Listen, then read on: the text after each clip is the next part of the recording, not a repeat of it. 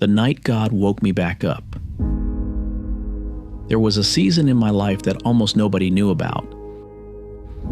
On the outside, I still looked like a Christian man. I was producing Christian television. I was involved in ministry work. I was around church people constantly. Cameras rolling, programs airing, sermons being preached. But inside, I was gone. By 1990, I had become spiritually devastated. Not angry at God exactly, just hollowed out, wounded, numb. I stopped praying, stopped seeking Him, stopped even thinking about Him much at all. I wasn't living in rebellion like some wild prodigal chasing the world. I was worse in a way. I was drifting. Like a man floating alone in dark open water with no shoreline in sight. What made it even stranger was that I was still working in Christian ministry while all this was happening. Nobody knew how far I had slipped inside myself. I had learned how to function while spiritually disconnected. That is a dangerous place for a man to live, because eventually you start believing you are too far gone for God to bother with anymore. The ministry had a large prayer team that handled incoming calls from viewers. People would call hurting, desperate, suicidal, addicted, broken. Normally, the prayer team answered those calls. One night, I was working late at the television station when a phone started ringing somewhere down the hall. Nobody else was there to answer it. I remember feeling irritated by it. I finally picked it up in my office. On the other end was a 17-year-old boy. His voice was shaking. He sounded terrified, sad, nervous, lost. And I'm ashamed to admit this now, but my first thought was, I wish I hadn't answered this phone. That's how cold my heart had become. He began telling me what had happened. 2 days earlier, his best friend's girlfriend had killed herself. Then 1 day later, his best friend killed himself too. Now this young man was alone in the aftermath of it all, drowning in grief, fear, confusion, and darkness. Then he said something that hit me hard, even in my deadened condition. He told me he felt like something was convincing him that he needed to kill himself too, so he could go be with them. I listened quietly. No tears, no emotion, no compassion, nothing. After he poured his heart out, there was silence on the line. Then he asked, "What do I do?" I remember thinking to myself, this kid has no chance. Not psychologically, not emotionally, not mentally. The only way he survives this night is if God intervenes. That realization cut through my darkness for a moment. So I told him the truth. I told him he needed the Lord. I told him he needed to surrender his life to God because he would not survive this storm alone. Then he asked me something so simple, but in my condition, it irritated me. How do I do that? Looking back now, I realize why it bothered me. Because broken people force you to confront what you've become. And at that moment, I was a spiritually shattered man pretending to function. Still, something inside me moved. Maybe just a flicker. Maybe an ember buried under ashes. I finally said, "All right, I'm going to lead you in prayer, but you've got to mean it." He was sobbing uncontrollably. And even then, I still didn't feel compassion emotionally. That's the frightening thing about spiritual exhaustion. A man can lose the feeling of compassion while still somewhere deep inside carrying the fingerprints of God on his life. So I led him in prayer. Simple words, broken words, a surrender to Christ. But after that prayer, something changed. I began speaking directly against whatever darkness was tormenting him. I addressed the thing pursuing him, the oppression, the spirit of death hanging over that phone call. And suddenly, my office changed. The atmosphere became heavy, dark, evil. My heart started pounding inside my chest. I knew without question that something spiritual had manifested into that room.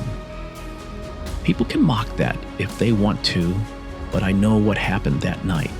So I commanded that spirit to leave him alone and release him in the name of Jesus Christ. And just as suddenly as it came, it lifted. The boy on the phone became quiet. Then he asked, "What was that?" I explained the best I could. Then we hung up. And after the line went dead, I sat there alone in my office and cried. Not because I was afraid of the darkness, not because of the evil presence. I cried because of one overwhelming realization. God still used me. After everything, after my drifting, after my numbness, after my silence, after my brokenness, He still answered when I spoke His name. That moment shattered me because I realized I had not been abandoned. I was the bruised reed, bent, damaged, weak, hanging by threads, but not broken off. Years later, I would understand something I couldn't fully grasp back then. A lot of men arrive at this same place in life. They become exhausted by disappointment, betrayal, failure, pressure, sin, heartbreak, responsibility, or spiritual confusion. They stop praying little by little. Stop hoping little by little. Stop believing God still wants anything to do with them. But they keep functioning, keep working, keep providing, keep smiling, keep pretending. Meanwhile, inside, they're adrift in deep water. What they don't realize is this: sometimes God will interrupt your darkness by forcing you to become the answer for somebody else's desperation, not because you are strong, but because He is reminding you that you still belong to Him. That night, God was not just rescuing a suicidal 17-year-old boy. He was rescuing me.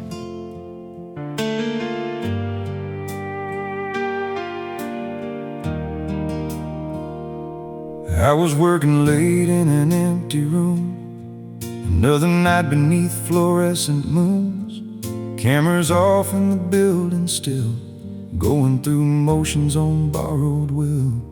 I knew the language, I knew the lines. I could talk about God most any time. But somewhere deep where the fire had been, the lights were on, but nobody lived in them. I wasn't running wild, I wasn't chasing sin. I was just drifting further than I'd ever been. I thought I was gone, thought I'd slipped too far away. Thought the silence between us was there to stay. But when that broken boy reached through the dark again, God wasn't rescuing him alone, He was rescuing me then. I had forgotten His voice, but He still called my name.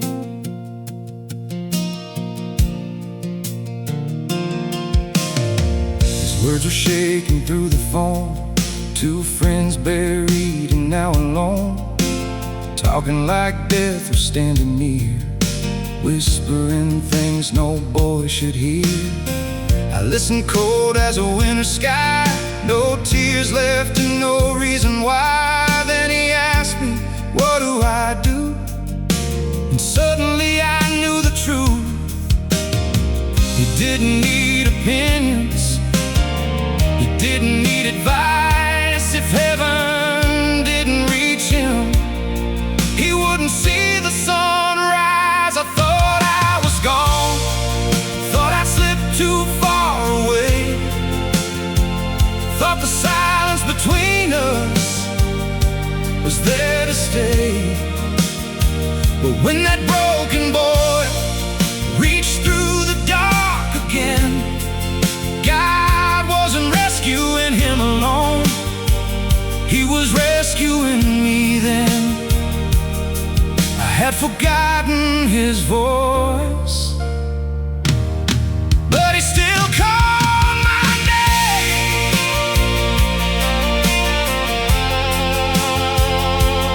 Oh.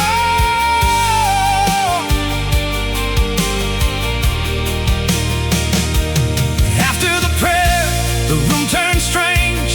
Heavy shadows, something changed. My heart was pounding, I knew somehow the battle wasn't his alone now. Then it lifted, the darkness broke, and after we hung up the phone, I sat there crying, not from fear, but from a truth so painfully clear. I thought I was gone, thought I'd fallen past His reach, thought all those years of drifting had buried me too deep.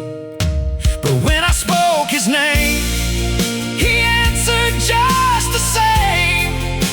And in that moment I finally knew He never walked away. I was bent, I was worn, I was hanging by a thread, but the hand that held me then had never let me go. No, it never let me go. Sometimes the one you're trying to save is the one God sent to save you. And sometimes when you think you've forgotten Him, you find out He never forgot you.